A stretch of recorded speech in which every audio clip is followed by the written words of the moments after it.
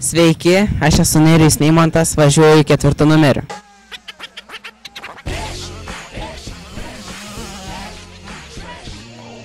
Dabar esame Ropiškyje, vyksta 4 Lietuvos atviras čempionatas ir aš važiuoju 85 kubinių centimetrų klasėje.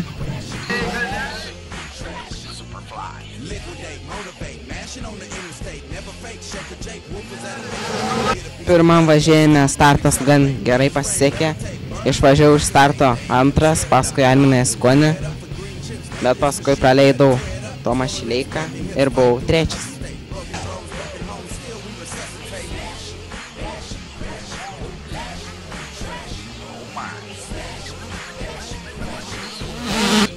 Antram važiavime važiuodamas trečio, antru važiavo Tomas Šileika, pirmas Arminas Jaskonis, bet jie susikabino ir aš patekau į pirmąją vietą, bet nepasisekė ir nuleido galinę padangą.